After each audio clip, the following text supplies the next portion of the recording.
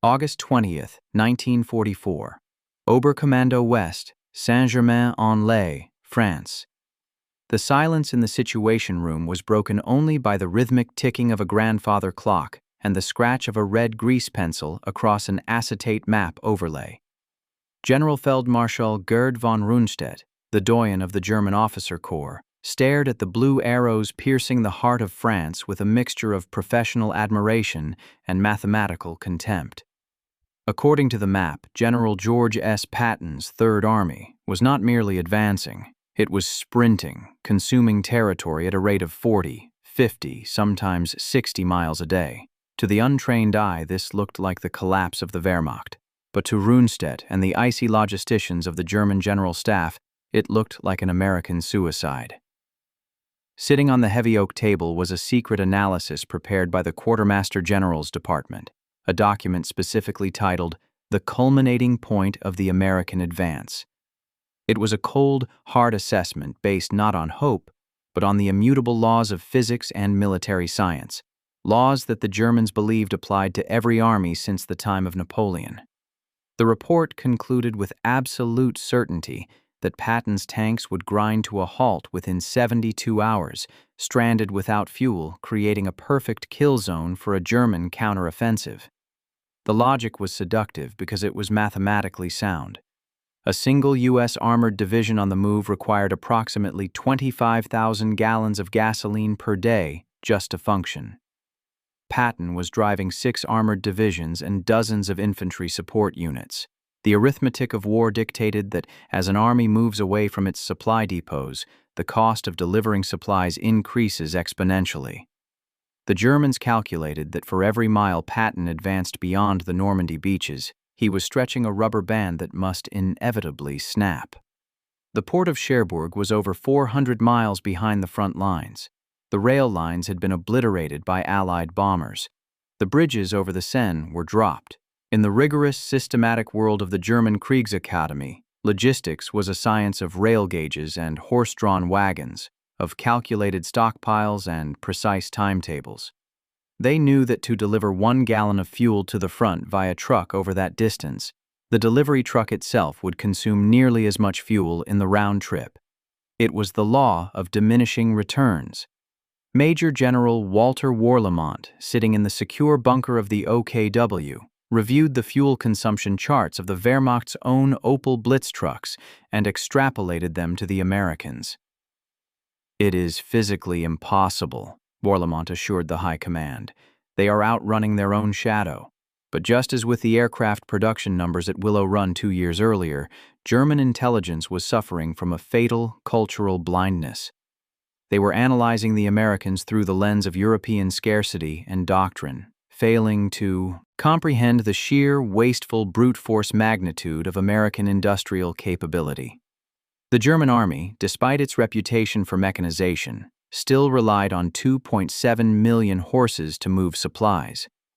They treated every truck as a precious, finite resource to be husbanded and maintained. They could not conceive of an enemy that treated trucks as disposable ammunition.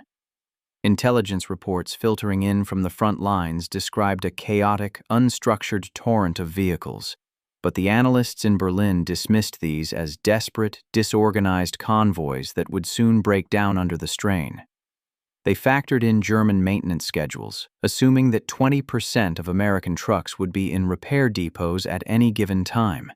They did not understand that the Americans would simply push a broken truck into a ditch and replace it with a brand new one from a stockpile that seemed infinite. Furthermore, the Nazi racial ideology that had blinded them to the efficiency of Willow Run now blinded them to the capability of the American supply chain. Reports indicated that the vast majority of the truck drivers in the American rear echelon were African Americans.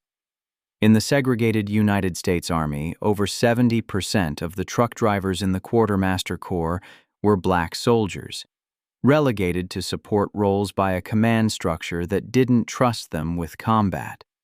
To the Nazi leadership, this was further proof of the inevitable American collapse. Hitler himself had frequently derided the United States as a mongrel nation, incapable of the discipline required for complex military operations. German intelligence assessments, tainted by this racism, assumed that these auxiliary units lacked the discipline to maintain 24-hour operations, that they would crumble under the pressure of night driving without lights, or panic under Luftwaffe strafing. They viewed these drivers as a weakness in the chain, believing they lacked the martial spirit of the Aryan soldier. They could not have been more wrong.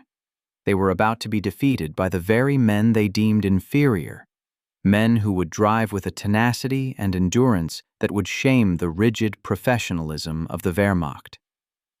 The German General Staff had pinned their hopes on the tyranny of distance.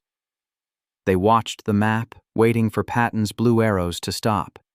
They had prepared panzer divisions, hoarding their own precious fuel, waiting for the moment the Americans ran dry. It was the classic trap. Allow the enemy to overextend, wait for his supply lines to thin out, and then sever the head from the body. Every textbook in the Berlin archives said it would happen. Every fuel calculation confirmed it. By August 25th, Patton should be out of gas. But the days ticked by, and the blue arrows didn't stop. They accelerated. The German commanders began receiving frantic reports from the field, tank commanders claiming the Americans were advancing with reckless abandon, firing artillery shells as if they had an endless supply, their tanks never pausing to refuel. How? The question burned through the chain of command.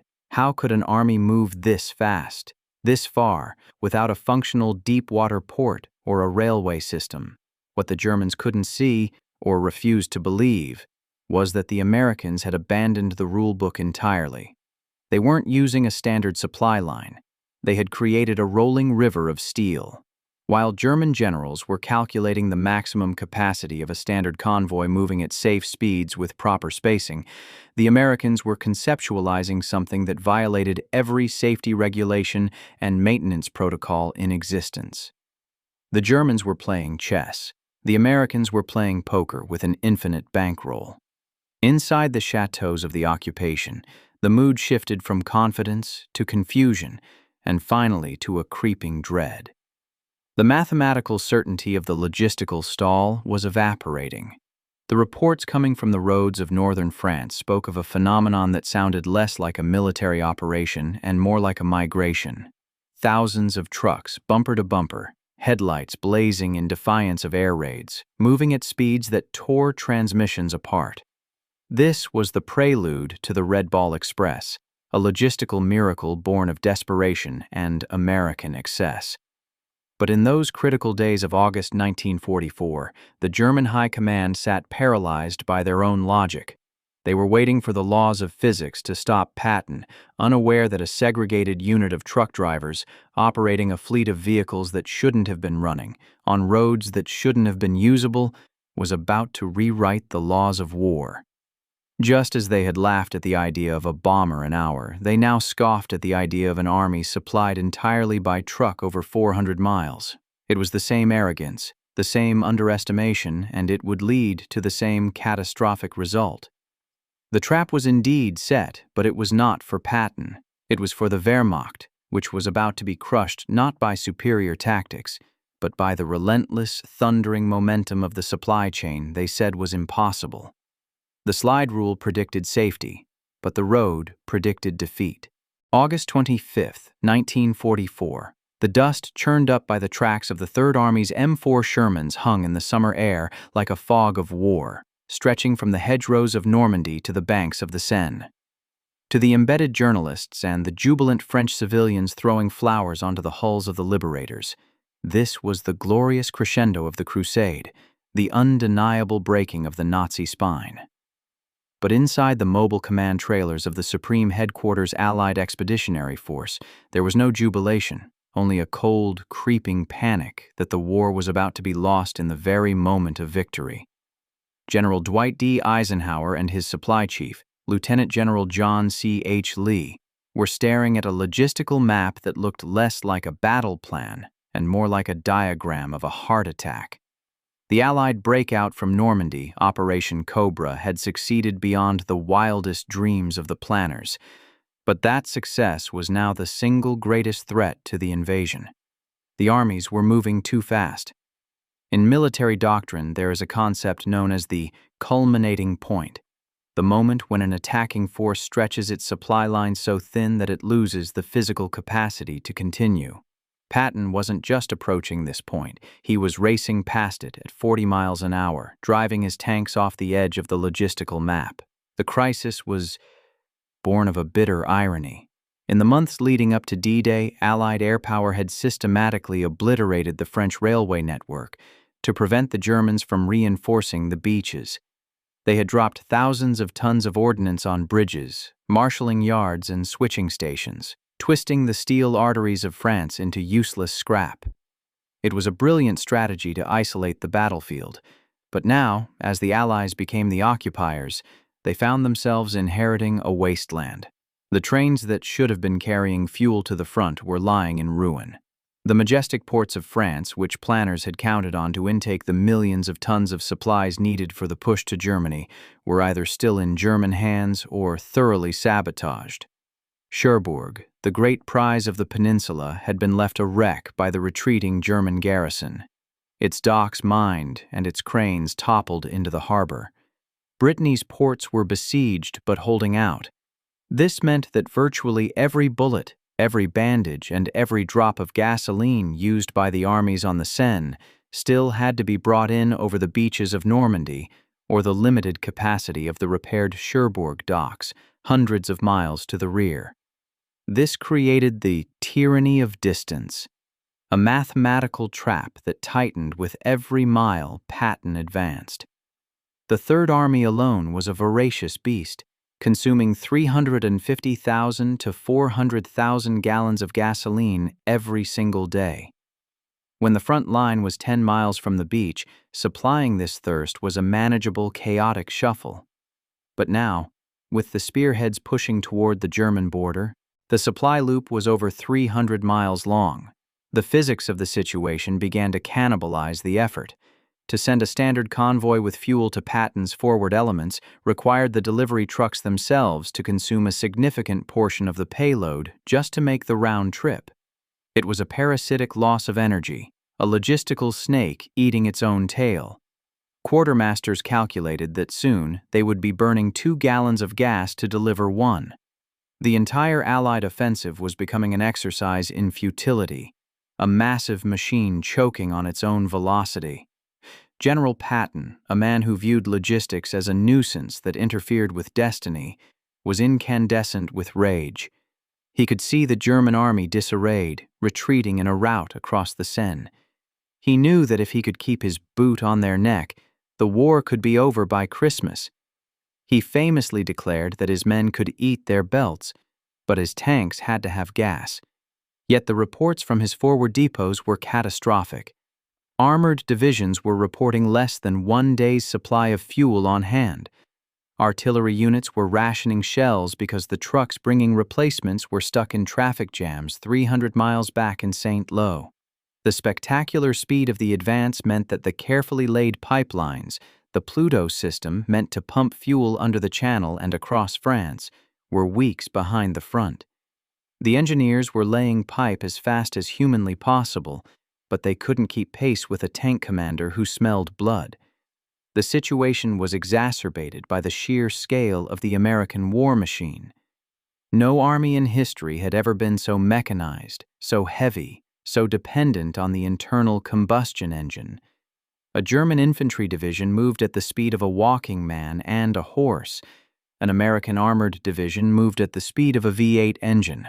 The Americans had brought a level of luxury and firepower that required a river of supplies to sustain.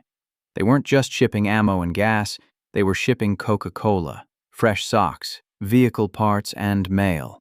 The teeth of the army were sharp, but the tail was becoming bloated and dragged behind, anchoring the beast to the beaches. By late August, the inescapable math suggested that the entire Western Front would have to stop. They would have to halt, let the Germans regroup, dig in and rebuild their defenses while the Allies spent months repairing railroads and ports. It would mean the loss of momentum, the prolongation of the war, and the deaths of thousands more soldiers in a grinding war of attrition. Exactly the scenario the Blitzkrieg was meant to avoid.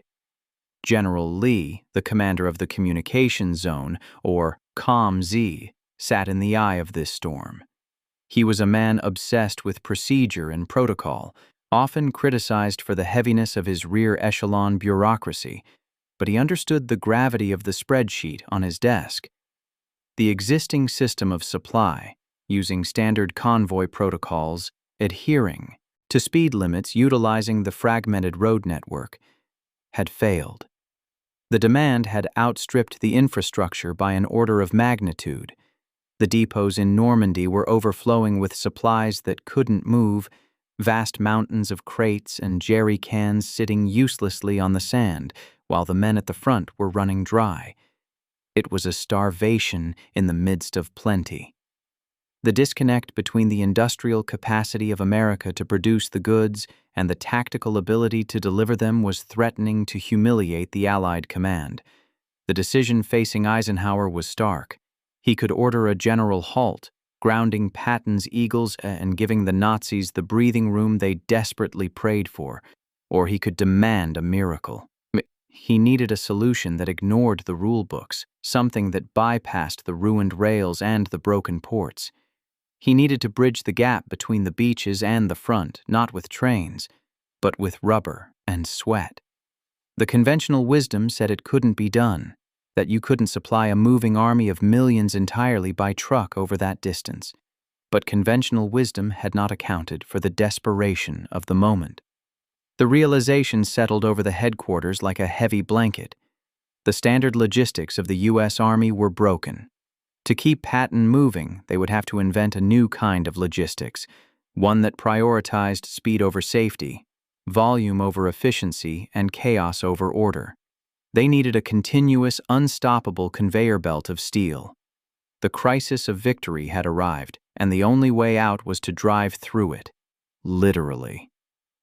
The order went down the chain of command, sparking a frenzy of activity that would result in the most ambitious, reckless, and magnificent transportation project in the history of warfare. They wouldn't wait for the railroads. They would build a railroad out of trucks. In the frantic, smoke-filled command tents of the communications zone, the solution to the Allied supply crisis did not emerge from a leather-bound manual of military doctrine, but from the raw, unpolished desperation of the moment. It was August 24, 1944, and the planners had fewer than 36 hours to engineer a miracle before General Patton's tanks sputtered to a halt and the momentum of the entire European theater collapsed.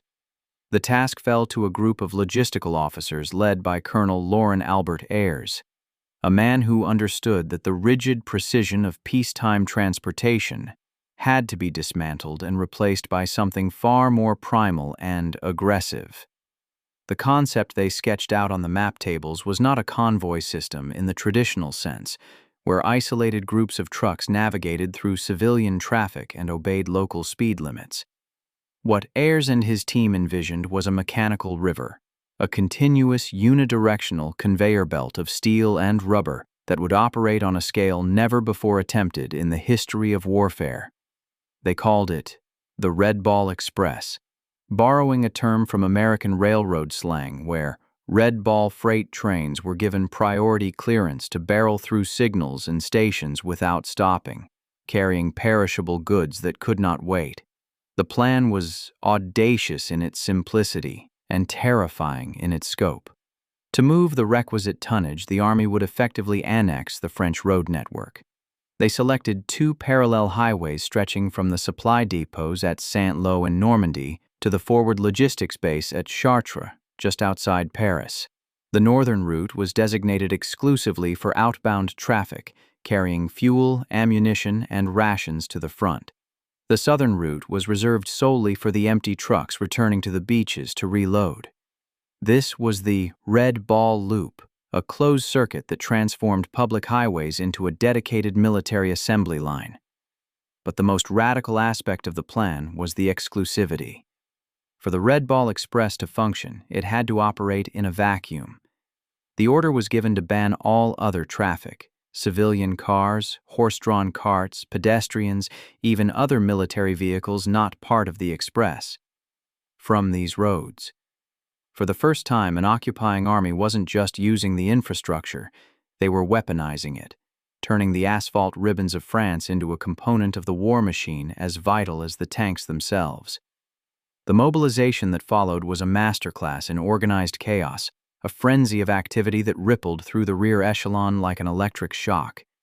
The army needed trucks, thousands of them, and they needed them immediately. There was no strategic reserve of vehicles waiting in a parking lot. Every available truck was already in use. So, the Quartermaster Corps began to cannibalize the army itself. Orders were dispatched to every division, regiment, and battalion in the sector to strip their units of 2.5-ton GMC trucks.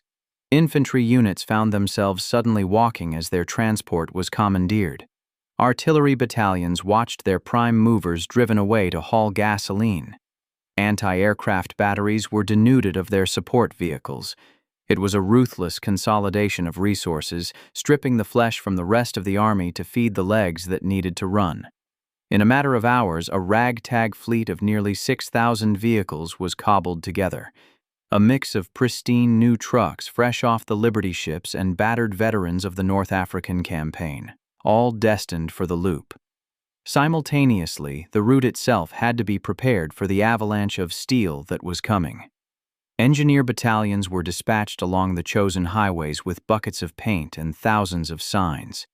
The iconic red ball, a simple red circle on a white background, began to appear on trees, telephone poles, and building corners every 50 yards.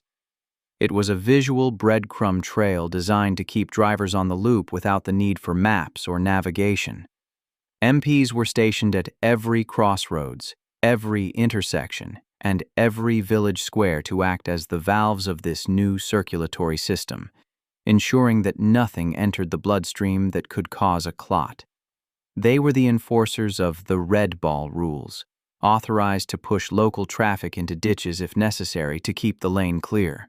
The French citizens, who had just celebrated their liberation, watched in bewilderment as their roads were seized by a roaring, endless serpent of olive-drab trucks, realizing that their liberation had come with the price of total displacement from their own thoroughfares. The planning phase was a blur of sleepless nights and caffeine-fueled calculations. Planners had to figure out how to fuel the fuel trucks, where to station maintenance depots along a route that didn't technically exist yet, and how to feed thousands of drivers who would be constantly moving. They established bivouac areas in fields along the route, makeshift pit stops where a driver could grab a hot meal and a few hours of sleep before jumping back into the cab. But the math was brutal. To deliver the required 12,500 tons of supplies daily, the trucks would have to run 24 hours a day, 7 days a week, regardless of weather, mechanical failure, or enemy action. There could be no downtime. The trucks were to be driven until they broke, and the drivers were to be driven until they collapsed. It was a system built on the assumption of expendability, that the metal and the men could be burned up like fuel in an engine if it meant keeping Patton moving. As the 36th hour approached, the chaos began to coalesce into a terrifying kind of order. The first convoys formed up at the Saint-Lô depots, engines idling, exhaust fumes choking the summer air. The drivers, many of whom had been pulled from desk jobs, kitchens, or port battalions, and handed the keys to a Jimmy with little to no instruction, stared down the long road ahead. They were about to enter a grinder. The officers briefed them with a seriousness usually reserved for combat assaults. Keep your interval, keep your speed, never stop. If a truck breaks down, push it off the road and keep moving. If you get lost, follow the red balls. The mission was clear. The Third Army was dying of thirst, and they were the only water. When the first convoy rolled out on August 25th, it marked the beginning of a logistical experiment that defied every textbook on military science written since the Romans built their roads. The Germans, monitoring the radio traffic and aerial reconnaissance, saw the frantic movement and assumed it was a desperate, flailing attempt to shore up a collapsing line. They did not understand that they were witnessing the birth of modern operational logistics. The Red Ball Express wasn't just a supply run. It was the triumph of American industrial philosophy applied to the battlefield. It was the belief that sheer volume, velocity, and redundancy could overcome any obstacle, even the laws of physics. As the lead jeep passed the first red disc nailed to a poplar tree, the engine of the express roared to life, a sound that would not cease for 82 days. The lifeline was open. The blood was pumping. And the gamble that would decide the fate of Europe had begun. Not with a bang, but with the grinding of gears. To step onto the tarmac of the Red Ball Express was to step inside a machine that had no off switch. It was a world defined not by the rising and setting of the sun, but by the relentless, grinding rhythm of gear shifts and the hypnotic hum of tires on asphalt. For the men behind the wheels of the 6,000 trucks now coursing through the veins of France, time had ceased to be a linear concept measured in hours. It was measured in miles, in gallons, and in the sheer bone-rattling endurance required to keep a 2.5-ton steel beast moving forward. The loop was a living organism, a 700-mile circulatory system that pulsed with a chaotic vitality. And life inside it was a visceral assault on the senses that began the moment a driver climbed into the cab and didn't end until he collapsed, often days later, into a muddy slit trench. The air along the route was permanently thick with the acrid taste of low-grade gasoline exhaust and the choking white dust kicked up by thousands of wheels, a fine powder that coated the lungs, the skin, and the soul of every man on the road. The official regulations of the Red Ball Express, typed neatly in headquarters tents far from the roar of the engines, prescribed a disciplined, orderly procession. Convoys were to travel at a steady 25 miles per hour, maintaining a 60-yard interval between vehicles to minimize the damage from air attacks and allow for braking distance.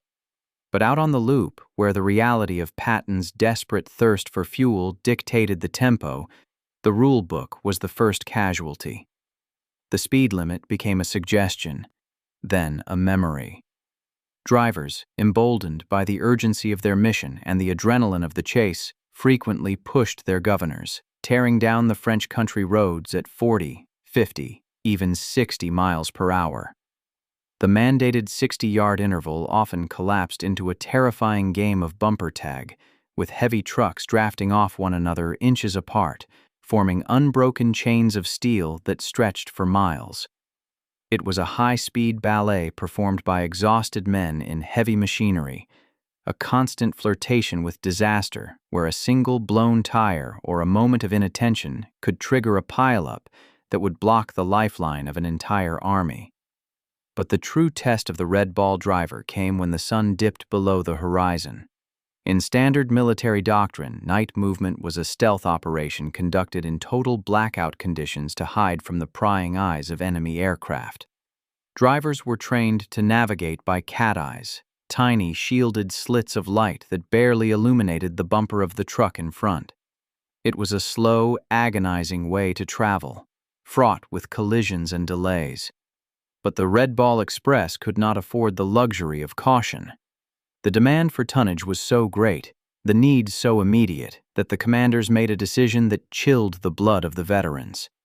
Full headlights. In a brazen act of defiance that flew in the face of all survival instincts, the convoys were ordered to blaze through the night with their high beams cutting through the darkness. From the air, the Red Ball route looked like a river of diamonds flowing toward the German border, a glittering, undeniable target for any Luftwaffe pilot with fuel in his tank. The psychological toll of this exposure was immense.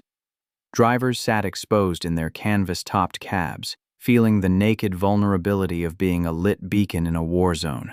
They gripped the massive steering wheels until their knuckles turned white, scanning the black sky for the telltale silhouette of a strafing fighter. When the German planes did come, diving out of the darkness with cannons spitting fire, the road turned into a slaughterhouse. Tracers would stitch the asphalt, exploding fuel tankers and sending trucks careening into ditches. Yet the order remained absolute. Keep moving. There was no stopping for the wounded, no pausing to mourn the dead. If a truck was hit, it was shoved off the road by a bulldozer or simply rammed out of the way by the truck behind it.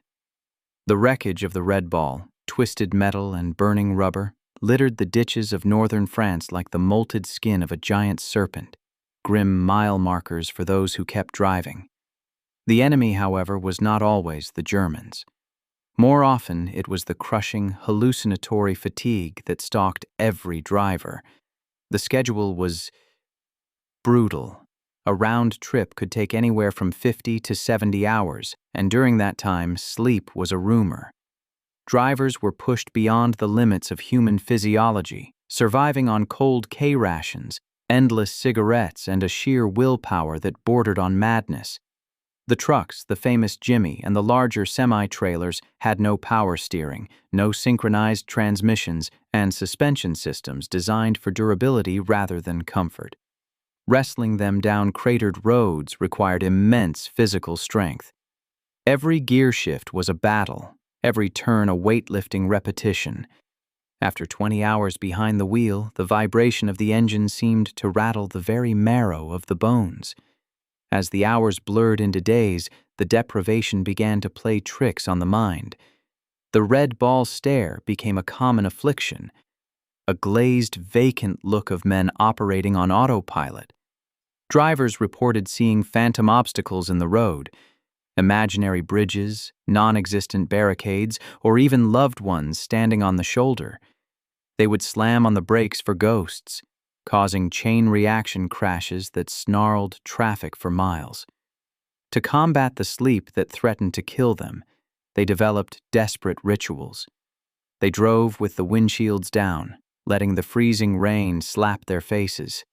They swapped seats with their co-drivers while the truck was still moving, a terrifying acrobatic feat performed at 30 miles per hour to avoid losing precious seconds. They drank coffee that was more sludge than liquid, but eventually the body would rebel. Trucks would drift gently off the road and into trees as the driver simply checked out, his brain shutting down mid-sentence. The depots at either end of the loop were scenes of controlled anarchy. At the loading points in Normandy, cranes swung pallets of ammunition and jerry cans of gasoline with frenetic speed. There was no time for inventory sheets or triplicate forms.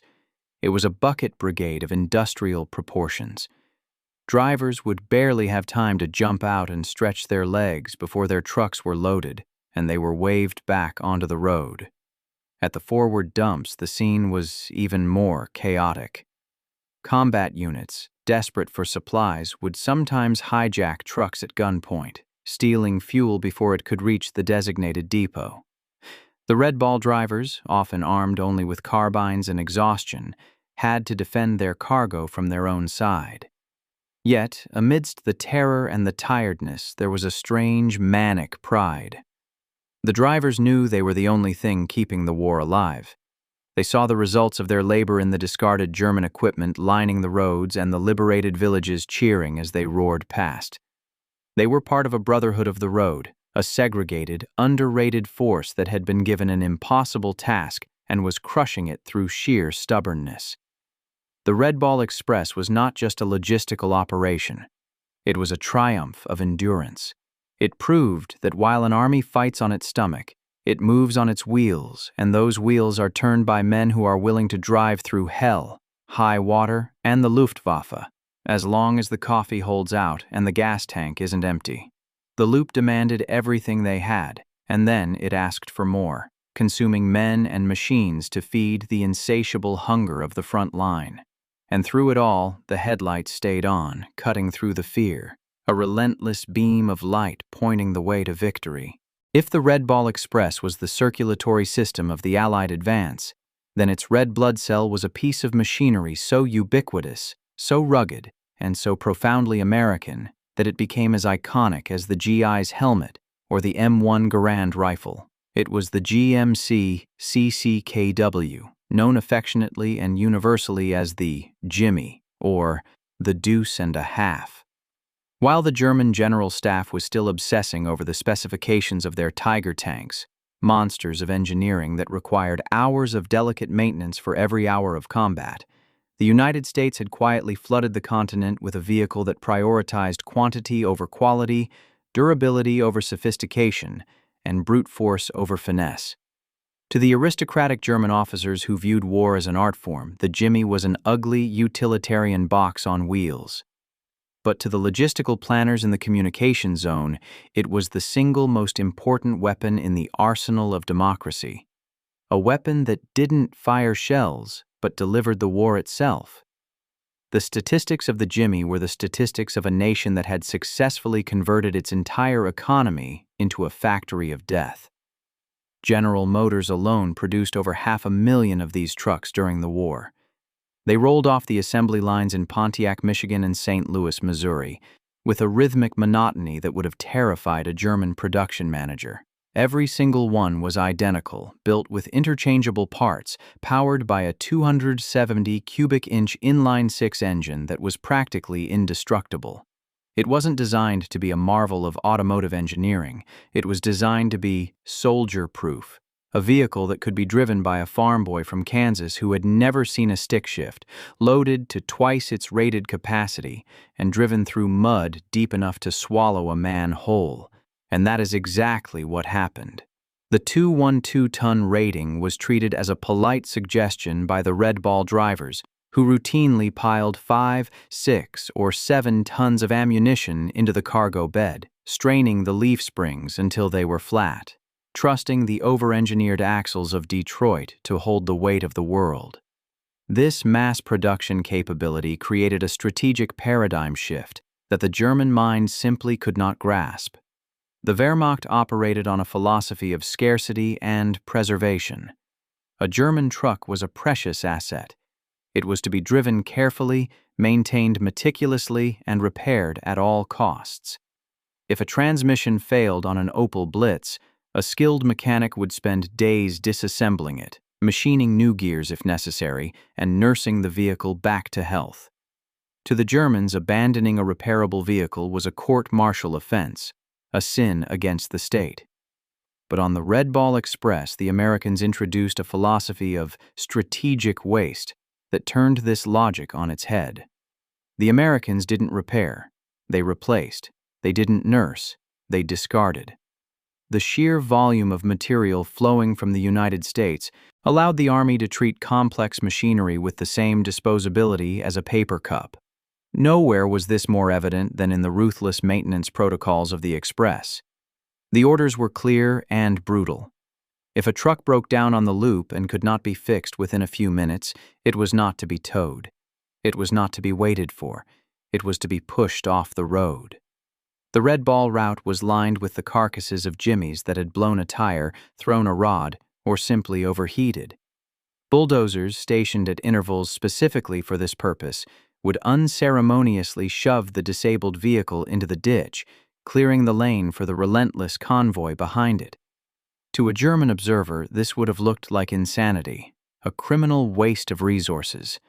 But the Americans understood a higher math. The value of the truck was zero compared to the value of the momentum.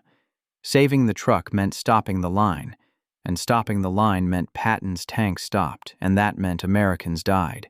So they sacrificed the machine to save the mission. This throwaway culture extended to the engines themselves. The drivers ran the trucks without oil, without coolant, driving them until the blocks cracked and the pistons seized. And when a truck died, the driver didn't weep. He simply hopped into another one. There were massive vehicle parks in the rear where thousands of brand new Jimmies sat in rows, keys in the ignition, waiting to be claimed. It was an industrial overkill that rendered German precision obsolete. While the Nazis were proud of their hand-assembled engines, the Americans were winning the war with stamped steel and cast iron, produced in such overwhelming numbers that efficiency ceased to matter. The Germans had better tanks, better machine guns, and perhaps better tactics, but they could not compete with an enemy who could afford to pave the road to Berlin with the wreckage of their own logistics fleet. The contrast was starkest in the tires. Rubber was a critical strategic resource for the Reich, hoarded and rationed. A German driver would be punished for unnecessary wear on his tires. On the red ball, tires were chewed up by the thousands. The overload caused the rubber to heat up and disintegrate. The rough roads tore the treads to shreds. But there was no rationing here. Convoys of tires, mountain ranges of black rubber followed the trucks. If a tire blew, it was swapped in minutes. If the rim was bent, the whole wheel was tossed. The Americans burned through rubber at a rate that would have grounded the entire Luftwaffe, and they did it without blinking. It was a display of economic power that was more demoralizing to the enemy than any bombing raid. It sent a message. We have more. We have more trucks than you have bullets. We have more fuel than you have water. We can waste more in a day than you can produce in a year. The Jimmy became the symbol of this crushing abundance. It was the mule of modern warfare, unglamorous and unloved, yet utterly indispensable. It had a canvas top that leaked, a heater that didn't work, and a suspension that felt like falling down a flight of stairs. But it started. In the freezing rain, in the suffocating dust, in the mud of the Saar Valley, it started. It drank the terrible low-octane gas, it groaned under the weight of 105mm shells, and it kept moving. It was the mechanical embodiment of the American spirit of 1944, rough, ready, and overwhelming. The Germans had built a war machine based on the concept of the elite warrior and the perfect weapon. The Americans answered with the Jimmy, a weapon for the common man, built by the thousands, used up and thrown away. In the end, the deuce and a half defeated the doctrine of the blitzkrieg, not by outmaneuvering it, but by outlasting it. It turned logistics into a contest of attrition that Germany could not win. The piles of abandoned trucks in the ditches of France were not monuments to waste. They were monuments to a new kind of warfare, where industrial capacity was the ultimate strategic high ground. The Red Ball Express proved that in the age of total war, the side that can afford to treat a 2.5-ton truck as a disposable munition is the side that dictates the terms of surrender. The Jimmy didn't just carry the supplies, it carried the terrifying weight of inevitable victory, rolling forward on 6 wheels, leaving a trail of broken axles and shattered German dreams in its wake. If you looked at the propaganda posters plastered across American factories, the face of the war was always a square-jawed white infantryman storming a beach. But if you stood on the side of the road in Chartres or Soissons in the autumn of 1944 and watched the Red Ball Express thunder past, you saw the true face of the logistics war, and it was the face of a black man. Of the 23,000 drivers who manned the loop, nearly 75% were African American. This was not an accident of assignment. It was the calculated result of a segregated military policy that viewed black soldiers as unfit for combat, but perfectly suited for the back-breaking, unglamorous labor of supply. The United States Army, the force fighting to dismantle the Aryan supremacy of the Third Reich, was itself an institution rigidly defined by the color line. Jim Crow had not been left on the docks of New York. He had been issued a uniform and shipped to France. Black soldiers were organized into separate units, quartered in separate barracks, and commanded almost exclusively by white officers. They were denied the glory of the front-line infantry regiments, relegated to the quartermaster corps, the engineers, and the port battalions, the service branches intended to support the real fighters. The irony was as bitter as the coffee they drank to stay awake. These men were risking their lives to liberate a continent from tyranny, driving through the pitch-black nights of a foreign land, yet they were treated as second-class citizens by the very army they served. They were fighting for the double V, victory over fascism abroad and victory over racism at home. But on the roads of France, the home front felt painfully close. White military police officers patrolling the Red Ball route often treated black drivers with a hostility reserved for the enemy, enforcing minor infractions with brutal severity. There were incidents where black drivers, exhausted from 40-hour shifts, were denied entry to white rest areas or mess halls, forced to eat their K-rations in the mud, while German prisoners of war were served hot meals inside. It was a humiliation that burned slower and hotter than any gasoline fire.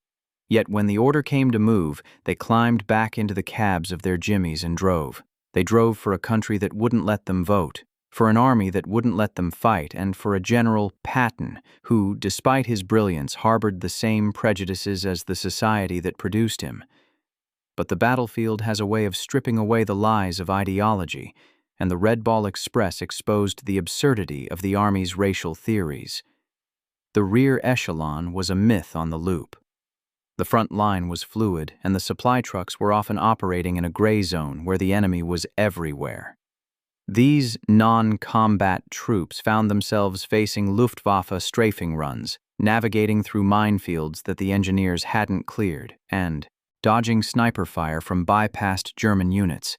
They were unarmed, save for a few carbines, driving vehicles loaded with thousands of gallons of high-octane aviation fuel or tons of high-explosive artillery shells.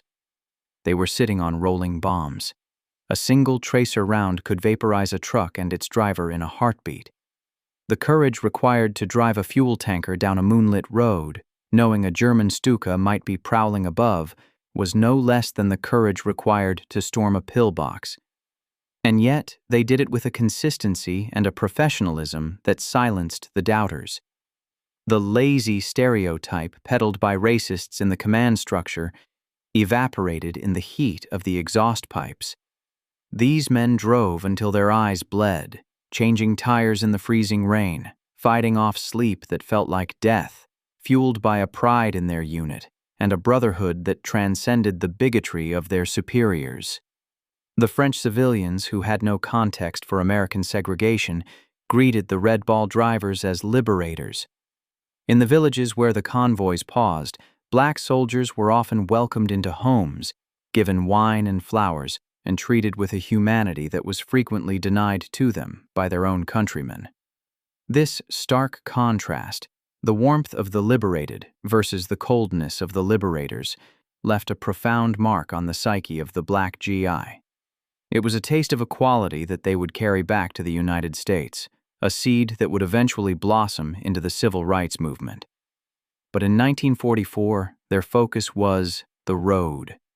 They adopted the motto, "Keep 'em rolling," and they lived it with a religious fervor. They improvised repairs with baling wire and pantyhose, they shared the dangers of the road, and they developed a unique culture of style and swagger. They modified their uniforms, tilted their helmets, and drove with a rhythmic precision that turned the convoy into a performance. The success of the Red Ball Express was the ultimate rebuke to the logic of segregation. The white combat units at the tip of the spear, the 4th Armored Division, the 101st Airborne, could not move a single inch without the black drivers of the Red Ball. Every shell fired by a white artilleryman had been delivered by a black trucker. Every tank commanded by a white officer was fueled by a black quartermaster. The interdependence was absolute. General Patton, for all his bluster, knew the truth. When he needed an emergency column to relieve the besieged 101st Airborne at Bastogne later in the war, he didn't care about the color of the skin of the men driving the ammo. He only cared that they got there, and they always did. The Red Ball drivers shattered the service troop stigma by proving that logistics was combat. They demonstrated that the man behind the wheel was just as vital as the man behind the gun. History has often overlooked these men, focusing on the generals and the paratroopers, but the Red Ball Express was their operation. It was a black enterprise in a white man's war. They delivered over 400,000 tons of supplies in 82 days, a feat of endurance that broke the back of the German defenses. They did it while battling two enemies, the Nazis who wanted to kill them, and the Jim Crow system that wanted to keep them down. In the end, they defeated both on that road. They proved that excellence has no color, that courage is not a racial trait, and that the engine of liberation was driven by the very men who were waiting to be free. The legacy of the Red Ball Express is written in the tire tracks of the 666th Quartermaster Truck Battalion and the hundreds of other segregated units who paved the road to victory. They were the unsung titans of the highway, the men who carried the weight of the war on their shoulders, and who, in the darkness of the French countryside, kept the torch of liberty moving forward, one grueling mile at a time. September 1944. The map of Western Europe hung in the Supreme Allied headquarters, a sprawling tapestry of occupied territory and liberated zones. To the untrained eye, the movement of the front line appeared to be dictated by the clash of infantry and the maneuvering of armored divisions, a game of chess played with tanks and men. But to the silent professionals who tracked the flow of material, the map revealed a different, deeper truth. The blue arrows representing General Patton's Third Army were not powered by courage or tactical genius alone. They were hydraulic pistons, pushing forward only when the pressure of the supply lines behind them was high enough. The Red Ball Express had ceased to be a mere support operation. It had become the primary strategic weapon of the Allied advance, the variable that solved the impossible equation of the war. The correlation between the arrival of the convoys and the collapse of German defenses was direct, immediate, and brutal. When the Red Ball trucks rolled, the front line moved. When the truck stalled, the war stalled. It was a kinetic relationship that proved, once and for all, that in modern mechanized warfare, logistics does not merely serve strategy. Logistics is strategy.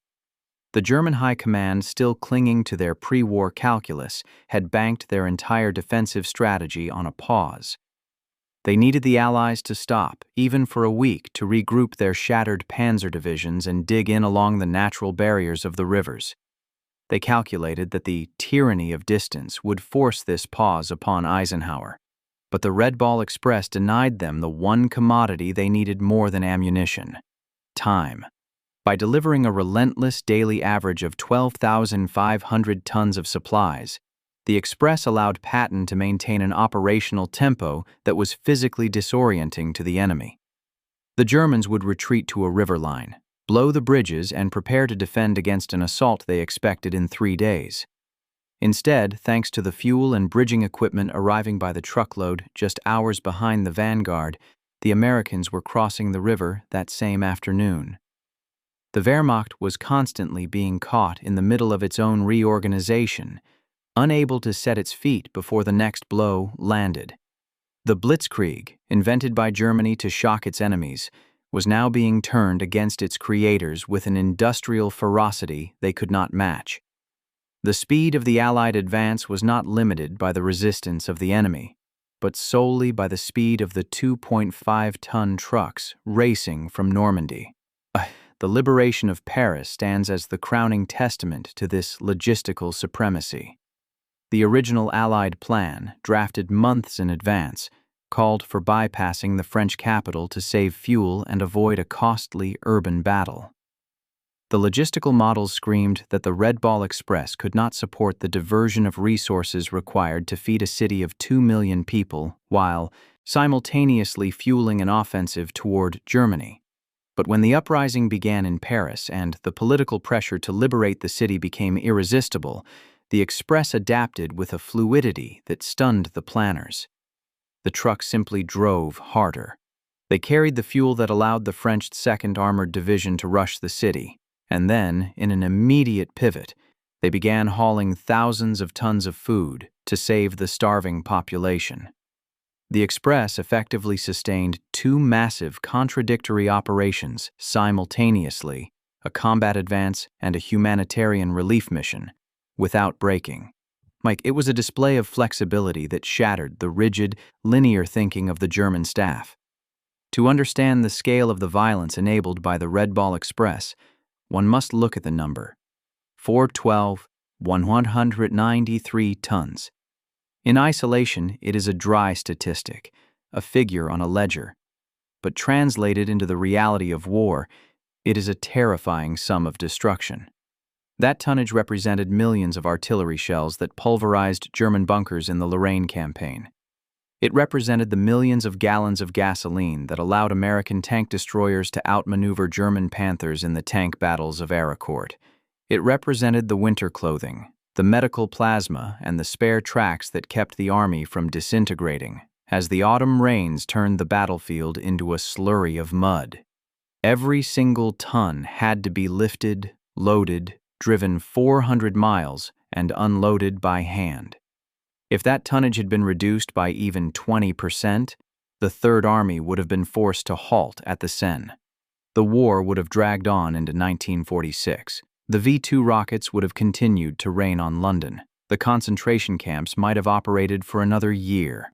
The 412 193 tons were not just supplies, they were the currency of victory, purchased with the sweat of the drivers and spent by the generals to buy the lives of infantrymen.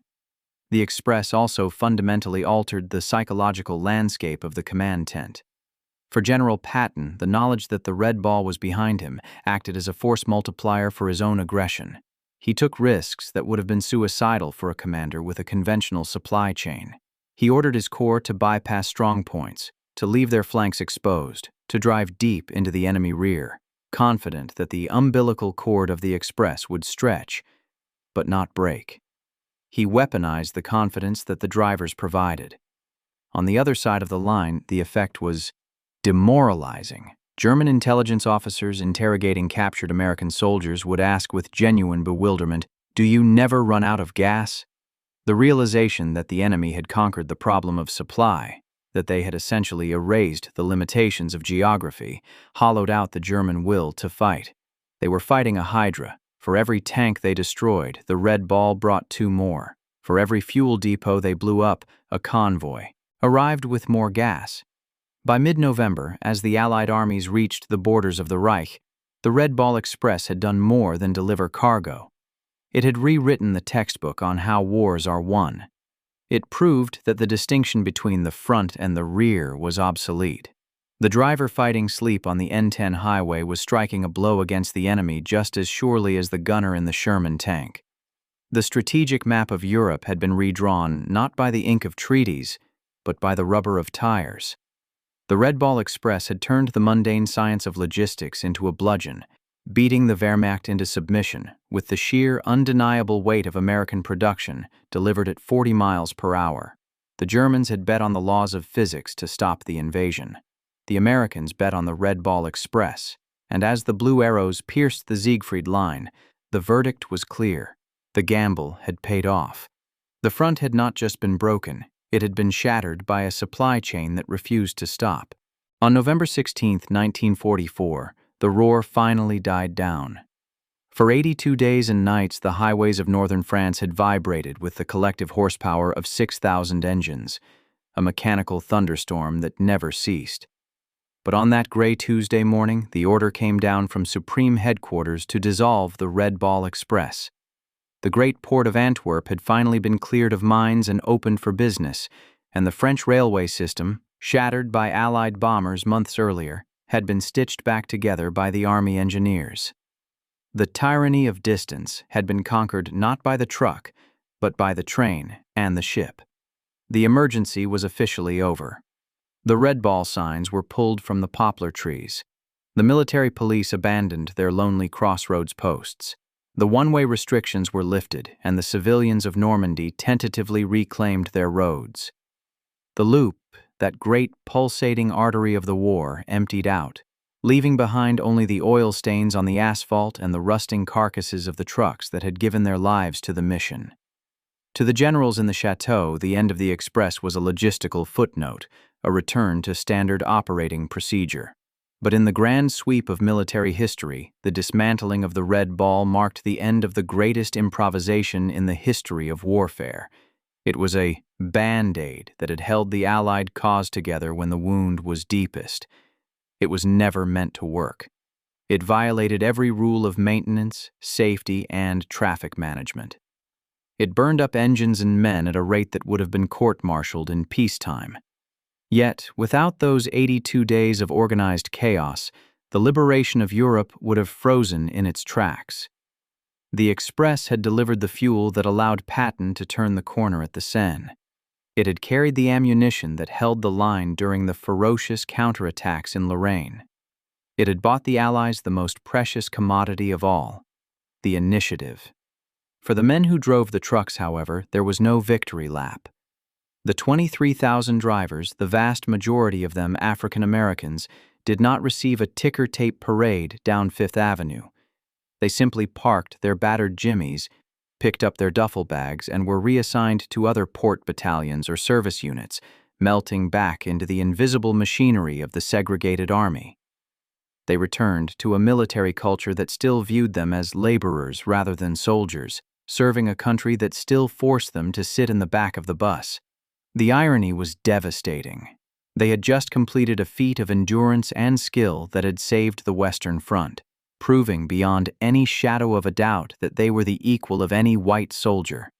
Yet their contribution was quickly compartmentalized, filed away under logistics rather than heroism.